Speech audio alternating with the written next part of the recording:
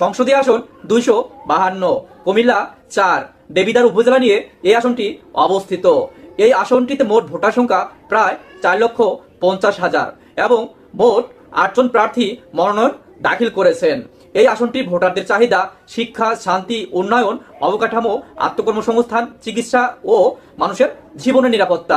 আসনটিতে বিএনপির হয়ে প্রতিনিধিত্ব করবেন মঞ্জুরুল আহসান মুন্সি এবং জামাত ও এনসিপি জোট প্রার্থী জোলাই যোদ্ধা হাসনাত আবদুল্লাহ। আসনটি বরাবরই বিএনপির ঘাঁটি। বিএনপি আসনটিকে খুবই সক্রিয় রেখেছে। বিএনপি প্রার্থীও বেশ জনপ্রিয় এবং ভোটের মাঠেও বেশ গণসংযোগ ঘটাচ্ছে। অপর প্রান্তে জামাত ও এনসিপি জোট প্রার্থী খুবই শক্তিশালী। জামাত, এনসিপি জোট ও ইসলামিক দলগুলো এই আসনটিতে তাদের দুর্গ তৈরি করেছে। এক কথায় আসনটিতে তারা খুবই শক্তিশালী। সেক্ষেত্রে জামাত বিএনপি নির্বাচনী লড়াইয়ে আসনটিতে বিএনপির তুলনায় এনসিপি প্রার্থী হাসনাত আবদুল্লাহ অনেকটাই এগিয়ে এবং দিন শেষে হাসনাত আবদুল্লাহ জিতে যাওয়ার সম্ভাবনা অনেকটাই বেশি। হাসনাত আবদুল্লাহর একারই 60% ভোট পাওয়ার সম্ভাবনা রয়েছে এই